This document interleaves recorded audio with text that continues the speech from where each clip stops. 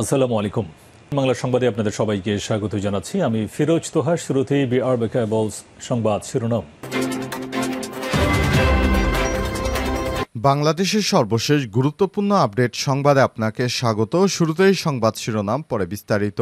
প্রথমে জানাবো, দিল্লিতে মায়ের সঙ্গে জয়ের ঈদ, দেশে নেতাকর্মীদের নানা প্রশ্ন ও ক্ষোভ। নিশ্চিদ্র নিরাপত্তায় নয়াদিল্লির একটি সেফ হাউসে থাকা মা শেখ হাসিনার সঙ্গে ঈদ উদযাপন করছেন সজীব ওয়াজেদ জয়। গত মাসে মার্কিন পাসপোর্ট নেয়ার পর ঈদুল আজহার আগের দিন দিল্লিতে যান জয়। তবে বর্তমানে পরিস্থিতিতে মা ছেলের এমন ঈদ করা নিয়ে কার্যত নিষিদ্ধ আওয়ামী লীগের সাধারণ নেতাকর্মীরা তুলছেন নানা প্রশ্ন। অনেকেরই মধ্যে সৃষ্টি হয়েছে এক ধরনের চাপা ক্ষোভ। কারণ গণ অভ্যুত্থানে শেখ হাসিনা পালানোর সময় তার নিকটাত্মীয়দের দেশ ছেড়ে পালানোর কথা বলেছিলেন, কিন্তু নেতাকর্মীদের বিপদে ফেলেছেন।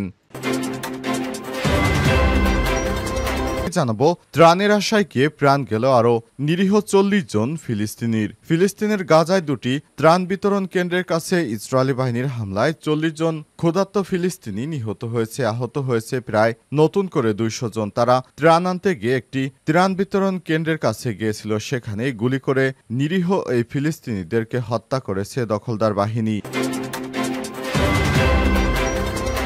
এরপর জানাবো, এবার সড়কপথে গাজার উদ্দেশ্যে 1500 জন অধিকার কর্মী। ফিলিস্তিনের অবরুদ্ধ গাজা উপত্যকায় ইসরায়েলের অবরোধ ভাঙতে এবার সড়কপথে উপত্যকাটিতে অভিমুখে রওনা দিয়েছেন শত শত অধিকার কর্মী। তারা তিউনিসিয়ার রাজধানী তিউনিস থেকে রওনা দিয়ে লিবিয়ার রাজধানী ত্রিপোলিতে পৌঁছেছেন। আজ বার্তা সংস্থা এপির এক প্রতিবেদনে বিষয়টি নিশ্চিত করা হয়েছে।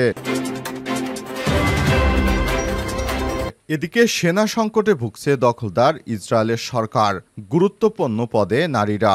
গাজা উপত্যকায় গত 20 মাস ধরে চলমান গণহত্যা চালাচ্ছে দখলদার ইসরায়েলি বাহিনী। দেশটি তীব্র সেনা সংকটে ভুগছে, কারণ হামাসের হাতে ইতিমধ্যেই ইসরায়েলের 500 সেনা নিহত হয়েছে। আজ গণমাধ্যম মিডল ইস্ট মনিটরের এক প্রতিবেদনে তথ্যটি নিশ্চিত করা হয়েছে। জানাবো, তীব্র গরমে দিল্লিতে রেড অ্যালার্ট জারি।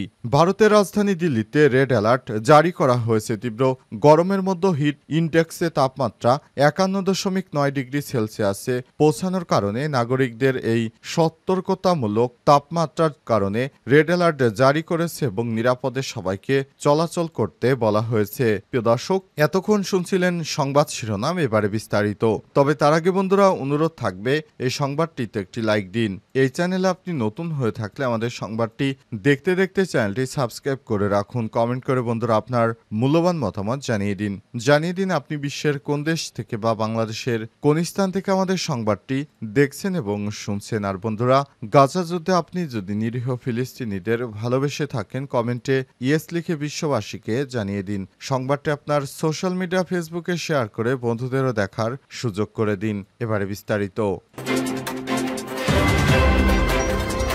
মায়ের সঙ্গে জয়ের ঈদ, দেশে নেতাকর্মীদের নানা প্রশ্ন ও ক্ষোভ। নিশ্চিদ্র নিরাপত্তায় নয়াদিল্লির একটি সেফ হাউসে থাকা মা শেখ হাসিনার সঙ্গে ঈদ উদযাপন করছেন সজীব ওয়াজেদ জয়। গত মাসে মার্কিন পাসপোর্ট নেয়ার পর ঈদুল আজহার আগের দিন দিল্লিতে যান জয়। তবে বর্তমানে পরিস্থিতিতে মা ছেলের এমন ঈদ করা নিয়ে কার্যত নিষিদ্ধ আওয়ামী লীগের সাধারণ নেতাকর্মীরা তুলছেন নানা প্রশ্ন। অনেকেরই মধ্যে সৃষ্টি হয়েছে এক ধরনের চাপা ক্ষোভ। কারণ গণ অভ্যুত্থানে শেখ হাসিনা পালানোর সময় তার নিকটাত্মীয়দের দেশ ছেড়ে পালানোর কথা বলেছিলেন, কিন্তু নেতাকর্মীদের বিপদে ফেলেছেন।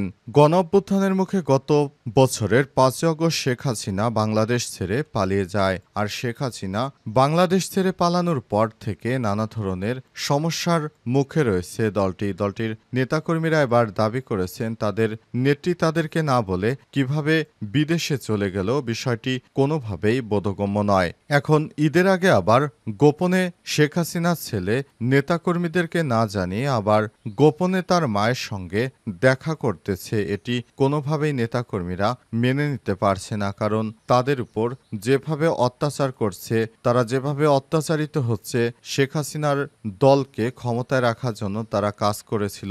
এটি কি তাদের অন্যায়? কারণ অন্যায় যদি নাই হবে, তাহলে কেন এখনো শেখ হাসিনার ছেলে বিদেশে এসেছে কিন্তু তার মায়ের সঙ্গে দেখা করলেও নেতাকর্মীদেরকে এ বিষয়ে বিষয়ে কোনো সৎ পরামর্শ দিতে পারেনি। তাই নেতাকর্মীরা শেখ হাসিনা এবং তার ছেলের প্রতি ব্যাপক ক্ষোভ প্রকাশ করেছে।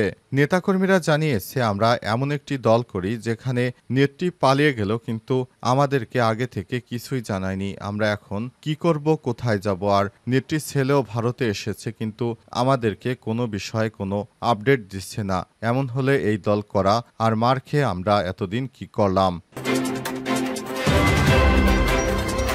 ত্রাণের আশায় গিয়ে প্রাণ গেল আরও ৪০ জন নিরীহ ফিলিস্তিনের গাজায় দুটি ত্রাণ বিতরণ কেন্দ্রের কাছে ইসরায়েলি বাহিনীর হামলায় ৪০ জন ক্ষুধার্ত ফিলিস্তিনি নিহত হয়েছে। আহত হয়েছে আরও অনেকেই। আহত হয়েছে নতুন করে ২০০ জন। দুটি ত্রাণ কেন্দ্রেই পরিচালনা করছে যুক্তরাষ্ট্র ও ইসরায়েল সমর্থিত বিতর্কিত গাজা হিউম্যানিটেরিয়ান ফাউন্ডেশন জিএইচএফ এ নিয়ে বিতর্কিত সংস্থাটির ত্রাণ নিতে গিয়ে ১.৫ শতাধিক ফিলিস্তিনি নিহত হয়েছে। গাজা জরুরি পরিষেবা বিভাগ সিভিল ডিফেন্সের বরাত দিয়ে বার্তা সংস্থা এএফপি জানিয়েছে, আজ যুক্তরাষ্ট্র সমর্থিত একটি ত্রাণ বিতরণ কেন্দ্রে প্রবেশের অপেক্ষায় থাকা ফিলিস্তিনিদের উপর ইসরায়েলি বাহিনীর হামলা চালায়। এতে ৩১ জন নিহত হয়েছে, আহত হয়েছে প্রায় ২০০ জন। এর মধ্যে গাজার নেতজারিম করিডোর এলাকায় এই ঘটনা ঘটে। সিভিল ডিফেন্সের মুখপাত্র মাহমুদ বাসাল বলেছেন, যুক্তরাষ্ট্রে সাহায্য কেন্দ্র থেকে খাবার নিতে যাওয়ার সময় কয়েক হাজার নাগরিকের উপর ইসরায়েলি বাহিনী ট্যাঙ্ক ও ড্রোন হামলা চালায়। এই ঘটনায় আমরা শহীদ অন্তত ৩১ জনের লাশ এবং প্রায় ২০০ জনকে আহত উদ্ধার করেছি। মাহমুদ বাসাল আর বলেন, গত মঙ্গলবার দিবাগত রাত ২টা থেকে যুক্তরাষ্ট্র ও ইসরায়েল সমর্থিত খাবার বিতরণ কেন্দ্রের কাছে জড়ো হতে শুরু করে কয়েক হাজার নিরীহ ফিলিস্তিনি। তাদেরকে হঠাৎ করে অতর্কিত হামলা করে হত্যা করা হয়েছে। নতুন করে নিরীহ ফিলিস্তিনিদেরকে এভাবে হত্যা করা দখলদার ইসরায়েলি বাহিনীর মোটেও উচিত হয়নি। এই ধরনের হত্যাকাণ্ড কখনোই মেনে নেওয়া যায় না, কারণ নিরীহ ফিলিস্তিনিরা খাবারের জন্য গেছে, তারা কোনো অপরাধ করেনি। এই ধরনের অপরাধ করেছে গাজা, সেটি ভাষায় বলা যায় না।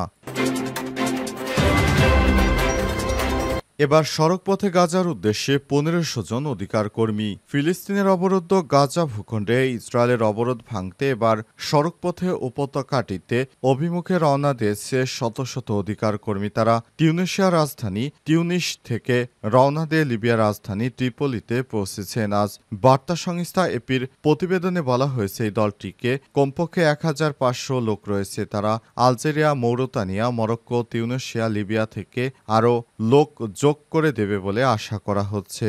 অবিচলিত নামের ওই বহরটিতে শতাধিক গাড়ি এবং কয়েক ডজন বাস রয়েছে। বহরটি এখন লিবিয়ার জাউইয়া শহরে পৌঁছেছে। তারা সেখান থেকে মিশরের কায়রোতে যাওয়ার চেষ্টা করবেন, সেখান থেকে যাবেন গাজা সীমান্তবর্তী রাফা ক্রসিংয়ে। লিবিয়ার ত্রিপলিতে বহরটি পৌঁছানোর পর তাদের অভিবাদন জানায় হাজার হাজার মানুষ। এছাড়াও বহরের গাড়িগুলোকে নিরাপত্তা দেয় সেখানকার পুলিশ। এই বহরটিতে থাকা আলজেরিয়ার জামিলা শরিতা মঙ্গলবার বলেছেন, তিউনিসিয়া এবং লিবিয়ার কর্তৃপক্ষ বহরটিকে থাকা লোকজনকে সহযোগিতা করেছে। বহরে থাকা লোকজন জায়েদ আল হামামি বলেছেন, এই কনভয়ের লক্ষ্য রাফা ক্রসিং পুনরায় চালু করা এবং গাজা উপত্যকায় ত্রাণ প্রবেশের অনুমতি দেওয়ার জন্য চাপ সৃষ্টি করা।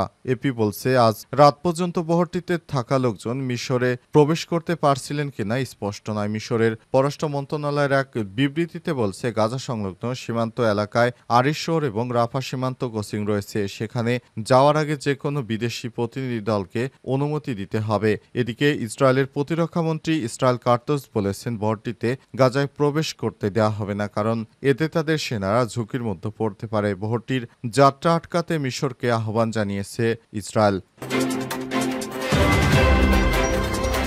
সেনা সংকটে ভুগছে ইসরায়েল, গুরুত্বপূর্ণ পদে নারীরা। গাজা উপত্যকায় গত ২০ মাস ধরে চলমান গণহত্যা চালাচ্ছে ইসরায়েল। দেশটির তীব্র সেনা সংকটে ভুগছে, তাই গুরুত্বপূর্ণ সামরিক ভূমিকা পূরণ করছে নারীরা। আজ গণমাধ্যম মিডল ইস্ট মনিটরের এক প্রতিবেদনে এই তথ্য প্রকাশ করেছে। প্রতিবেদনে বলা হয়েছে, গাজা উপত্যকায় ইসরায়েলি আগ্রাসন শুরুর আগে নারী সেনাদের দায়িত্ব মূল সীমান্ত পাহারা দেয়া এবং পশ্চিম তীরে যেটিকে আন্তর্জাতিক অবৈধভাবে দখল করে চেক পয়েন্টের কাজের মধ্যে সীমাবদ্ধ ছিল, কিন্তু দীর্ঘায়িত এই সামরিক অভিযান নারীদের গাজা, লেবানন ও সিরিয়ার মতো ফ্রন্টলাইনে পাঠাতে বাধ্য করেছে। গত মে মাসে ইসরায়েলি সেনাবাহিনী স্বীকার করেছে যে তাদের 10,000 বেশি সেনার ঘাটতি রয়েছে। পরিস্থিতি আরও খারাপ হয়েছে কারণ গাজায় অভিযানে অংশ নেওয়া 9,000-এর বেশি রিজার্ভ সেনা বর্তমানে মানসিক ট্রমার চিকিৎসা নিচ্ছেন। ইসরায়েলি সংবাদ মাধ্যমগুলো জানিয়েছে এই যুদ্ধের সৈনিকদের উপর কতটা মানসিক চাপ সৃষ্টি করেছে, যা দীর্ঘমেয়াদী সামরিক কার্যক্রম পরিচালনার সক্ষমতাকে আরও ক্ষতিগ্রস্ত করেছে। এখন বলা হচ্ছে ইসরায়েলি যুদ্ধসেনাদের মধ্যে প্রতি 5 জনের একজন নারী। নারীরা এখন আরও বিপজ্জনক যুদ্ধক্ষেত্রে প্রবেশ করছে যাতে সেনা ঘাটতি পূরণ করা যায়। এই পরিস্থিতিতে জবাবে ইসরায়েলি সরকার এখন চরমপন্থী ইহুদি পুরুষদেরও বাধ্যতামূলক সামরিক সেবায় আওতায় আনার চেষ্টা করছে। তবে সুপ্রিম কোর্ট থেকে বিষয়টি বাতিল করার পর নেতানিয়াহুর বিরুদ্ধে এবার খেপেছে সেই দেশের সেসব ইহুদিরা। তারা বলছে, আমরা ধর্মচর্চা নিয়ে ব্যস্ত থাকি, আমাদের কেন এই ধরনের কাজে পাঠানো হচ্ছে? এটি কোনোভাবেই সম্ভব নয়।